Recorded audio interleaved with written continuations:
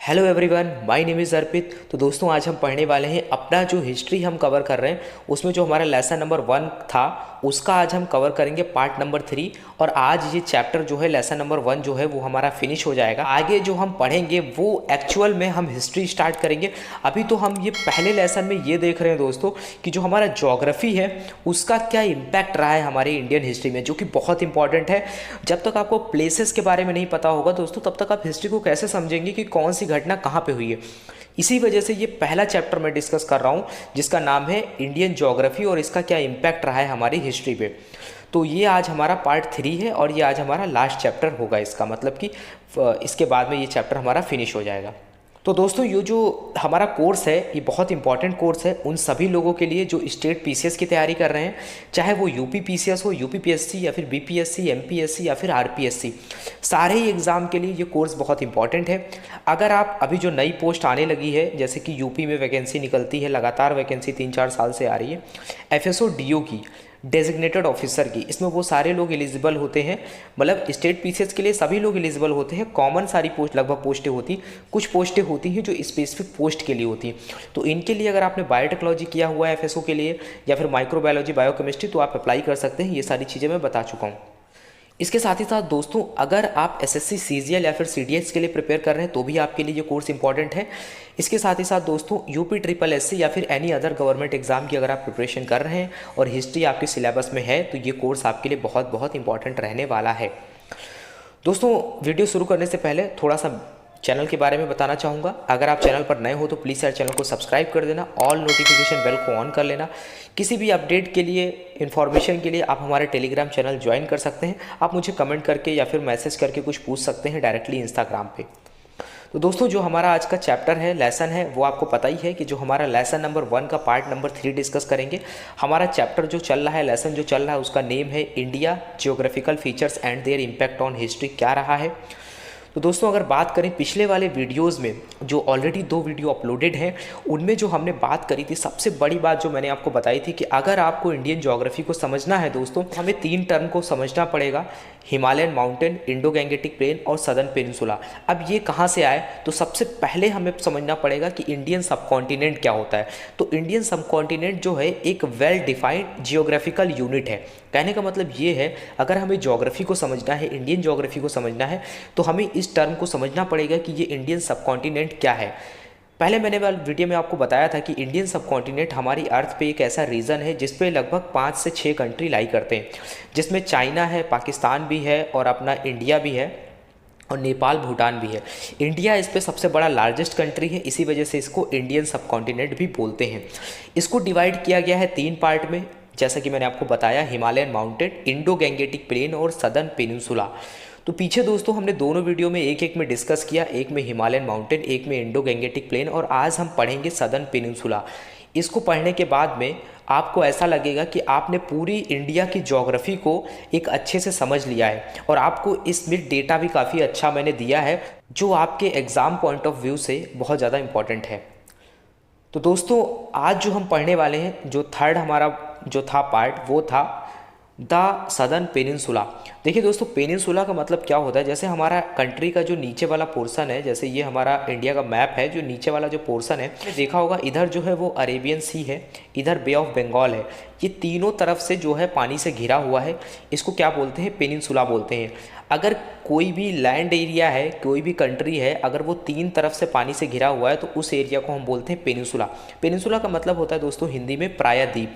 तो इस वजह से जो सदर्न पेनिनसुला है उसके बारे में हम आज पढ़ेंगे, क्योंकि हमारा कंट्री का जो नीचे वाला पोर्शन है दोस्तों, साउथ वाला, वो आप देखेंगे कि 3 तरफ से जो है वो किससे है, पानी से घिरा हुआ है। इसी वजह से इसको सदर्न पेनिनसुला बोलते हैं। तो देखेंगे इसके बारे में क्या है, बहुत सारी चीज़ें देखेंगे कि यहाँ उधर का कल्चर भी डिफरेंट है, वहाँ की एग्रीकल्चर लैंड भी डिफरेंट है, बहुत सारी चीज़ें हैं। इसमें मैं बहुत इंपॉर्टेंट आपको फैक्ट देने वाला हूँ, आप उनका स्क्रीनशॉट ले सकते हैं। दोस्तों अगर हम बात करें, स्टार्ट करें अपने बेसिक पॉइंट से, तो सबसे पहले आप देखेंगे कि जो आपका गुजरात वाला रीजन है उसके नियर में आप देखेंगे बीच एकदम सेंटर में, मध्य प्रदेश के जस्ट नीचे साइड में, वहाँ पे आप देखेंगे विंध्या और सतपुड़ा माउंटेन है, अलॉन्ग विथ नर्मदा और तापी रिवर है, ठीक है, जो कि एक तरीके से क्या करता है ये जो विंध्या और सतपुड़ा माउंटेन है, एक तरीके से ये क्या है, एक डिवाइडिंग लाइन बनाता है साउथ और नॉर्थ में।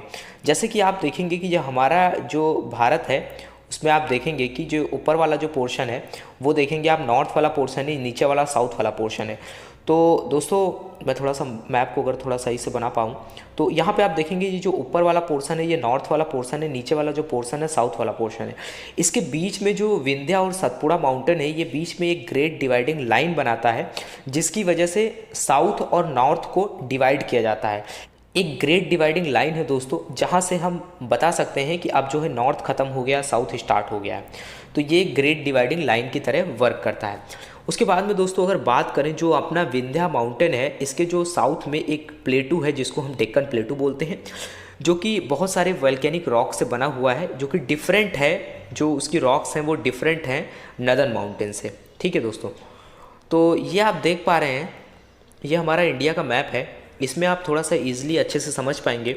जैसे ये हमारा नॉर्थ वाला पोर्शन है और ये हमारा साउथ वाला पोर्शन है। ठीक है, यहाँ पे दोस्तों ये मध्य प्रदेश है, ये आप देख रहे हैं गुजरात है।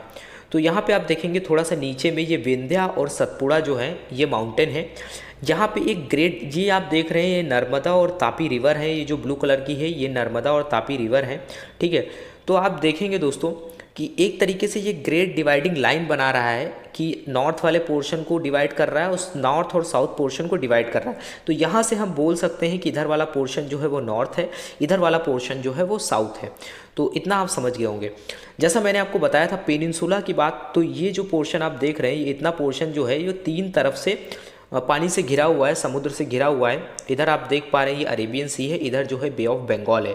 तो इसी वजह से इसको क्या बोलते हैं, सदर्न पेनिनसुला बोलते हैं। तो इतना आप समझ गए होंगे, बाकी चीज़ें हम आगे देखते हैं। उसके बाद में दोस्तों अगर बात करें कोरोमंडल कोस्ट के बारे में, तो जो कोरोमंडल कोस्ट है वो कहाँ पर है, वो ईस्टर्न घाट और बे ऑफ बंगाल के बीच में सिचुएटेड है। दोस्तों ये अगर मैप देखें, ये मैंने बनाया है, तो इसमें आप देख सकते हैं जैसे ये वाला जो पोर्शन है अपना, ये होता है वेस्टर्न घाट जो कि गुजरात से शुरू होकर तमिलनाडु तक जाता है। ये वाला जो पोर्शन होता है ईस्टर्न घाट होता है, ये उड़ीसा से आपका तमिलनाडु तक जाता है। ठीक है, तो आप आई होप समझ गए होंगे कि वेस्टर्न घाट और ईस्टर्न घाट क्या होता है। अब अगर हम बात करें दोस्तों, तो ये जो बे ऑफ बंगाल है और इधर जो तमिलनाडु है, इसके बीच में सिचुएटेड है कोरोमंडल कोस्ट। तो आप देख पा रहे हैं यहाँ पर कोरोमंडल कोस्ट है। तो कोरोमंडल कोस्ट के बारे में अगर और एक इंपॉर्टेंट फैक्ट की बात करें, तो यहाँ पर दिसंबर में बहुत ज़्यादा बारिश होती है। ये क्वेश्चन डायरेक्टली कभी कभी इंपॉर्टेंट पूछ लिया जाता है। उसके बाद में दोस्तों अगर आगे बात करें तो बोला गया है जो वेस्टर्न घाट है हमारा, वो अलॉन्ग विथ अरेबियन सी के साथ में रन करता है। और उसके बाद में अगर बात करें तो land between these are known as Konkan up to the Goa. यहाँ पे मैं अगर आपको समझाऊं दोस्तों, जैसे ये पोर्शन है वेस्टर्न घाट का है, तो यहाँ से गुजरात से ये स्टार्ट होता है, तो यहाँ से ये गोवा तक जो है ये क्या है, ये है दोस्तों कोंकण कोस्ट इसको बोलते हैं। इसके बाद में गोवा से आप देखेंगे कि ये नीचे यहाँ तक जो है ये केनरा कोस्ट है। केनरा कोस्ट के बाद में जब आप यहाँ से देखेंगे ये तमिलनाडु तक नीचे तक ये मालाबार कोस्ट है। सबसे साउथ में जो है वो मालाबार कोस्ट है। तो यही चीज़ें यहाँ पर बोली गई हैं कि कोंकण कोस्ट जो है वो अप टू गोवा है, उसके आगे beyond that as Canara coast है, उसके बाद में सदर्न मोस्ट पार्ट जो है वो मालाबार कोस्ट है। इसके बाद में दोस्तों अगर बात करें आगे बढ़ें तो जो passes in the western Ghat की अगर बात करें तो वेस्टर्न घाट में भी बहुत सारे पासेस अवेलेबल हैं, जैसे हमने हिमालयन माउंटेन वाले लेसन में पढ़ा था। तो जैसे कि जुन्नार हो गया, खनहेरी हो गया, कार्ले हो गया, ये एक तरीके से ट्रेड लिंक की तरह वर्क करते हैं। ठीक है, तो इनको as a trade link use किया जाता है, एक तरीके से ट्रेड रूट यूज़ किया जाता है। उसके बाद में दोस्तों आगे अगर बात करें तो डेक्कन प्लेटू जो है वो एक्ट करता है as a bridge between the north and south India. ठीक है, आगे अगर दोस्तों बढ़ें तो हालांकि जो डेंस फॉरेस्ट है इन विंध्या माउंटेन जो मैंने आपको बताया मध्य प्रदेश के जस्ट नीचे विंध्या और सतपुड़ा है, जो विंध्या माउंटेन है वो makes this region isolated from the north, क्योंकि ये जो विंध्या माउंटेन है यहाँ पर जो आप देखेंगे कि बहुत ज़्यादा डेंस फॉरेस्ट अवेलेबल है, यानी काफ़ी ज़्यादा घना जंगल है, जिसकी वजह से जो लैंग्वेज और कल्चर है in the southern peninsula are preserved intact for a long time due to this geographical isolation. देखिए कहने का मतलब दोस्तों यहाँ पे ये है कि बीच में बहुत ज़्यादा डेंस फॉरेस्ट होने की वजह से जो हमारा कल्चर का जो एक तरीके से होता है ना मिक्स हो जाना, वो सारी चीज़ें नहीं हो पाई हैं, तभी ये साउथ इंडिया का जो कल्चर है वो काफ़ी डिफरेंट है, आइसोलेटेड है नॉर्थ इंडिया की तरफ से। साउथ इंडिया में देखेंगे कि लोग जो होते हैं वो इंग्लिश को ज़्यादा प्रेफर करते हैं और अपनी लोकल लैंग्वेज जो भी उनकी तमिल है, कन्नड़ है या फिर जो भी उनकी लैंग्वेज है वो उसको बोलना प्रेफर करते हैं ज़्यादा। लेकिन हमारे इंडिया में क्या है, यहाँ पर आप देखेंगे नॉर्थ इंडिया की मैं अगर बात करूँ तो यहाँ पर लोग जो है वो अपनी लोकल लैंग्वेज के साथ साथ हिंदी भी जानते हैं अच्छे से। तो इन सारी चीज़ों को देखा जाए तो ये डिफरेंस आपको देखने को मिलेगा और उनका कल्चर भी बहुत ज़्यादा डिफरेंट है। वहाँ पर आज भी उनका कल्चर अलग है, खाना पीना रहन सहन सारी चीज़ें डिफरेंट हैं। तो ये चीज़ें आपको देखने को मिलेंगी कि ऑल ओवर कंट्री में हमारी कितनी ज़्यादा डाइवर्सिटी है। उसके बाद में दोस्तों इन द सदर्न एंड में अगर बात करें तो फेमस पालघाट पास है।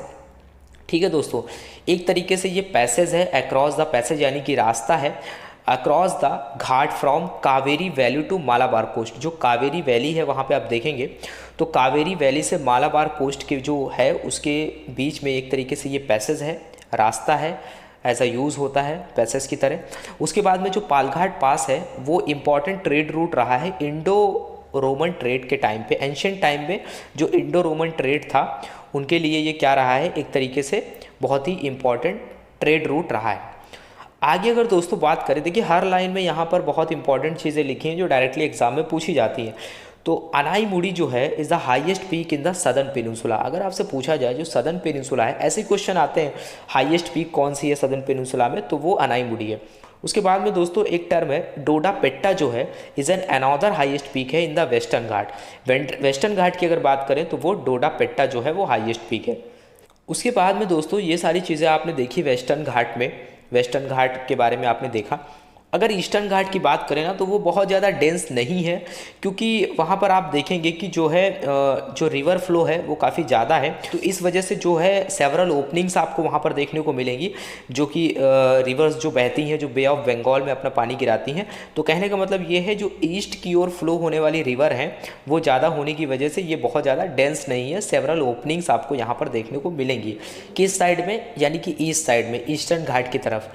उसके बाद में दोस्तों अगर बात करें जो पोर्ट सिटी हैं ऑफ अरिक्कामेडू और ममल्लापुरम और जो कावेरीपेट्टनम है वो सिचुएटेड है ऑन द कोरोमंडल कोस्ट।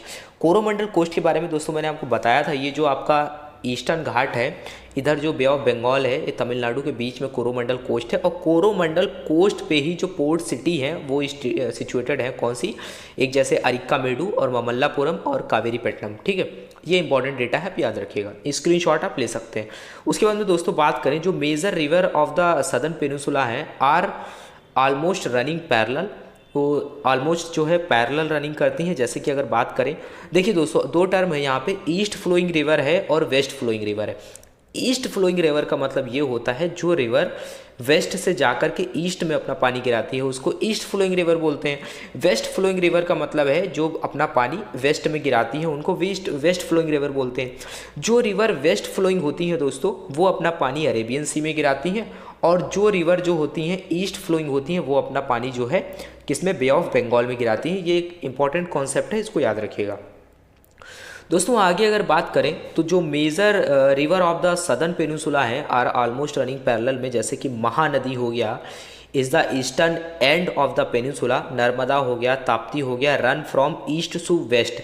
कहने का मतलब है ये वेस्ट फ्लोइंग रिवर हैं, जैसे कि नर्मदा और ताप्ती जो है वो वेस्ट फ्लोइंग रिवर है, ईस्ट से चलती हैं, वेस्ट में अपना पानी गिराती हैं। ठीक है दोस्तों, आगे अगर बात करें अदर रिवर जैसे कि लाइक गोदावरी हो गया, कृष्णा हो गया, तुंगभद्रा, कावेरी है, वो किधर से फ्लो होती हैं, वो वेस्ट से ईस्ट की ओर फ्लो होती हैं, वो अपना पानी गिराएंगी किसमें, बे ऑफ बंगाल में। दोस्तों इसके आगे अगर बढ़ें तो these river makes the प्लेटू into a fertile rice producing soil. देखिए जो रिवर हैं ये रिवर इतना ज़्यादा प्लेटू को फर्टाइल बनाती हैं, उनकी सॉइल की फर्टिलिटी को इतना ज़्यादा इंक्रीज़ कर देती हैं कि क्यों, जिससे वो राइस जो प्रोड्यूसिंग सॉइल है उसकी फर्टिलिटी बहुत ज़्यादा हो जाती है। थ्रू आउट द हिस्ट्री अगर बात करें दोस्तों तो रीजन जो है between the Krishna and Tungabhadra, जिसको हम बोलते हैं क्या, रायचूर द्वाब बोलते हैं, remained a bone of contention between the major kingdom of the south. यानी कि कई सारी इस चीज़ को लेकर के कई सारे झगड़े भी हुए हैं, यानी कि बोन ऑफ कंटेंशन रहा है ये वाला एरिया, अगर हम पिछले एंशियंट टाइम की बात करें डिफरेंट किंगडम्स को लेकर के। इसके साथ ही साथ दोस्तों अगर आगे बात करें, as a southern peninsula is gifted with a long coast line. जो सदर्न पेनिनसुला है लॉन्ग कोस्ट लाइन के साथ में हमारे लिए एक तरीके से गिफ्ट की तरह है, क्योंकि वहाँ पर देखेंगे आप जो वहाँ के रहने वाले लोग हैं एक तरीके से वो ज़्यादा से ज़्यादा मरी टाइम एक्टिविटी में इन्वॉल्व रहते हैं।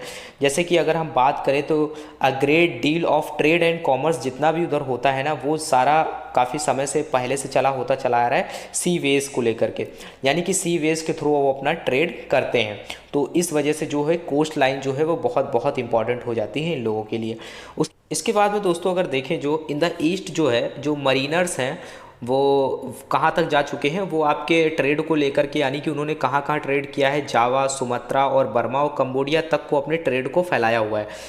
ट्रेड के अलावा दोस्तों इन्होंने जो है इंडियन आर्ट को और रिलीजन्स और कल्चर को भी स्प्रेड किया है वर्ल्ड में, ठीक है। Different different part of world में इन्होंने स्प्रेड किया है इसको, ठीक है।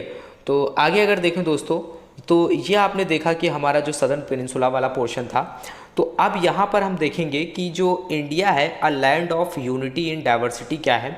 इतनी सारी चीज़ें आपने पीछे देखी तो आपको समझ में आ गया होगा कि बहुत ज़्यादा डाइवर्सिटी है। साउथ में कुछ है, नॉर्थ में कुछ है, वेस्टर्न घाट में चीज़ें अलग हैं और ईस्टर्न घाट में चीज़ें डिफरेंट है। तो बहुत ज़्यादा डाइवर्सिटी आपको देखने को मिल रही है यहाँ पर।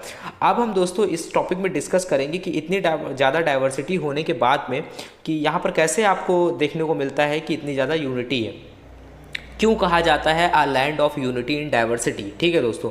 तो अगर बात करें जो हिस्ट्री ऑफ एंशियंट इंडिया है इज़ इंटरेस्टिंग है काफ़ी, because India prove to be a melting pot. Because India ने ये प्रूव कर दिया है melting pot of numerous races. इसका मतलब दोस्तों ये है, मेल्टिंग पॉट का मतलब ये है कि एक ऐसा place where a lot of different culture और आइडियाज़ जो हैं इट्सेट्रा कम टुगेदर, यानी कि एक साथ आपको डिफरेंट कल्चर के डिफरेंट आइडियाज़ के डिफरेंट टाइप के लोग एक जगह पर आपको देखने को मिलेंगे, जहाँ पे एक ही प्लेस पे आपको डिफरेंट कल्चर डिफरेंट लैंग्वेज आपको देखने को मिल रही हैं दोस्तों। और जो हमारा कंट्री रहा है जो डिफरेंट टाइप के रेसेस के लिए एकदम एक समान रहा है, ये चीज़ें आगे प्रूव भी हुई हैं। तो दोस्तों अगर बात करें जो प्री आर्यंस थे और जो इंडो आर्यंस थे, द ग्रीक और उसके जो ग्रीक्स थे, इसके साथ ही साथ दोस्तों जो हुन्स और तुर्क, इसके साथ में सिथियंस जो थे, उन्होंने क्या किया, इंडिया को अपना होम बनाया। वो यहाँ आए और यहाँ पे रहे, ठीक है दोस्तों। बहुत सारे देखेंगे जैसे कि लोग आए, जैसे कि आप देखेंगे ब्रिटिशर्स को वो यहाँ से काफ़ी चीज़ें लूट कर ले गए, हमारे यहाँ से जो भी चीज़ें मिली। तो ऐसा नहीं है सभी ऐसे थे, बहुत सारे लोग यहाँ पर आए, हमारे इंडिया में सेटल हुए रहे, उन्होंने अपने कल्चर को भी यहाँ पर शेयर किया। तो आपको डिफरेंट कल्चर तभी यहाँ पर आपको देखने को मिलता है और हमारे कंट्री में भी काफ़ी योगदान दिया। तो ये सारी चीज़ें आपको देखने को मिलेंगी अगर आप हिस्ट्री को पढ़ेंगे। उसके बाद में दोस्तों each ethnic group contributed its might to making of Indian culture. Indian culture को बनाने में इन्होंने अपना बहुत ज़्यादा कंट्रीब्यूशन दिया है। डिफरेंट कल्चर जो हैं मिंगल्ड, यानी कि आपस में मिल जाना, with one and other through the ages. Many pre Aryans और जो उसके साथ में ड्रेविडियंस टर्म्स है अकर इन द वैदिक टेक्स्ट में आपको देखने को मिलेंगे दोस्तों। उसके बाद में सिमिलरली अगर हम बात करें तो मैनी पाली और जो सांस्कृतिक टर्म्स हैं वो आपको संगम लिटरेचर में देखने को मिलते हैं दोस्तों, ठीक है। इसके साथ ही साथ दोस्तों अगर हम बात करें तो एंशिएंट टाइम्स अगर हम बात करें तो इंडिया जो है has been the land of several religions. India जो है सेवरल रिलीजन्स का लैंड रहा है। एंशिएंट इंडिया जो है witness the birth of Hinduism, Jainism and Buddhism. बहुत इंपॉर्टेंट लाइन है दोस्तों, हिंदुज़म हो गया, जैनिज़्म हो गया, बुद्धिज़्म हो गया, इनका जन्म जो है वो कहाँ हुआ है, बर्थ जो है इंडिया में ही हुआ है। But all these cultures and religions intermingled with one another, all दो इंडियंस पीपल जो हैं स्पीक डिफरेंट लैंग्वेजेस। सही बात है, हमारे इंडिया में लोग जो है वो डिफरेंट टाइप के लैंग्वेजेस बोलते हैं दोस्तों। इतनी ज़्यादा डाइवर्सिटी कहीं भी नहीं देखने को मिलेगी। हमारे यहाँ इतनी ज़्यादा लैंग्वेज हैं, इतना ज़्यादा कल्चर है, इतनी ज़्यादा चीज़ें डिफरेंट हैं, इतनी ज़्यादा डाइवर्सिटी होने के बाद भी हम सब एक हैं, हमारा इंडिया एक है। उसके बाद में देखें दोस्तों, जैसे बताया यहाँ पे जो इंडियन पीपल्स हैं वो स्पीक जो डिफरेंट टाइप की लैंग्वेज को बोलते हैं। इसके साथ ही साथ जो है डिफरेंट टाइप के रिलीजन्स को क्या करते हैं, प्रैक्टिस करते हैं। उसके साथ में ऑब्जर्व करते हैं different social customs. They follow certain common style को फॉलो करते हैं of life throughout the country. इसके साथ में दोस्तों अगर बात करें तो जो our country shows a deep underlying unity in spite of great diversity. बहुत इंपॉर्टेंट लाइन है दोस्तों, इसका मतलब ये है कि जो हमारा कंट्री है वो इतनी ज़्यादा यूनिटी शो करता है और इतनी ज़्यादा डाइवर्सिटी होने के बावजूद भी, यानी कि ग्रेट डाइवर्सिटी है फिर भी जो हमारा कंट्री है वो क्या है, डीप अंडरलाइन यूनिटी को शो करता है। ये बहुत इंपॉर्टेंट लाइन है। In fact the ancient strove for unity अगर बात करें दोस्तों, तो looked upon his vast subcontinent as one land. The name जो है हमारा भारतवर्ष और द लैंड ऑफ भारत जो है was given to the whole country के लिए दिया गया है after the name of an ancient tribe called the Bharatas. इसके बाद में जो इंडिया को जो नाम दिया गया था भारतवर्ष और लैंड ऑफ भारताज। उसके बाद में दोस्तों अगर बात करें जो अवर एंशियंट पॉइट्स की अगर बात करें, पॉइट्स हो गए, फिलोसफर हो गया, राइटर, थिंकर जो भी थे, viewed the country as the integral unit. उन्होंने एक तरीके से अपनी बुक्स वगैरह में दिखाया है कि इंडिया को एक तरीके से क्या यूनिटी, इंडिया की यूनिटी को डिस्क्राइब किया है, यानी कि बताया है कि इंडिया किस तरीके से यूनाइटेड है। किसने, जो पॉइट्स और फिलोसफर और राइटर हुए हैं, एक तरीके से बुक के माध्यम से उन्होंने इसको शो किया है। कैसे हमें चीज़ें पता कर चलती हैं दोस्तों, पहले के टाइम पे, जो एंशियंट टाइम पे जो भी बुक्स वगैरह जो भी डेटा हमें मिलता है, उन्हीं से तो हम आज प्रेजेंट टाइम पे पता लगा पाते हैं कि हमारा हिस्ट्री ऐसा रहा है। इसके साथ ही साथ दोस्तों अगर बात करें तो दिस काइंड ऑफ, अगर यहाँ पर आपको देखने को मिला इंटीग्रल यूनिटी। अगर हम पॉलिटिकल यूनिटी की बात करें तो ये आपको एक तो मौर्य और एक गुप्ता, मौर्य और गुप्ता के टाइम पे आपको सबसे ज़्यादा मतलब यूनिटी देखने को मिलेगी, पॉलिटिकल यूनिटी देखने को मिलेगी दोस्तों। आप देखेंगे कि ना बाद में जब मुगल्स थे तो कहीं पे मुगल्स थे तो कहीं पे आपके देखने को मिलेगा राजपूत देखने को मिलेंगे, और आप देखेंगे कि राजस्थान वाला रीजन अलग था, राजवाड़ा वाला रीजन अलग था, तो सारा डिफरेंट हैदराबाद का पोर्शन अलग था, वहाँ पे निज़ाम वगैरह थे, तो सब मतलब डिफरेंट था। लेकिन जब आप गुप्ता और मौर्य एम्पायर के टाइम पे देखेंगे तो आपको एक बहुत ज़्यादा पॉलिटिकल यूनिटी देखने को मिलेगी, पूरा मतलब एक तरीके से पूरा कंट्री एक था। इसके साथ ही साथ दोस्तों अगर बात करें तो जो फॉरेनर्स हैं उन्होंने भी हमारे इंडिया में जो यूनिटी है उसको रिकॉग्नाइज़ किया है। जो first came into contact with the people living on the Sindhu, जो सिंधु में रहे थे आकर के, यानी सिंधु यानी कि इंडस में, एंड सो दे नेम्ड, उन्होंने इंडिया को क्या नेम दिया था, आफ्टर द, मतलब इसी रिवर के नाम पे उन्होंने नेम दिया था क्या, the word Hind. Hind derived from the, जो कि संस्कृत टर्म से ड्राइव्ड हुआ था जिसका मतलब था सिंधु, ठीक है। And in course of time the country came to be known as India in Greek and the, जो हिंद है, in Persian and Arabic language. कहने का मतलब यहाँ पर ये है दोस्तों कि जो इंडिया है इन ग्रीक लैंग्वेज में, उसके बाद में जो हिंद है वो पर्शियन और अरेबिक लैंग्वेज में कहा गया। आगे अगर हम बात करें दोस्तों throughout the major portion of India, अगर हम देखें तो अशोका के बारे में हम आगे पढ़ेंगे दोस्तों, बहुत इंपॉर्टेंट है अशोका के बारे में हम देखेंगे सारी चीज़ें।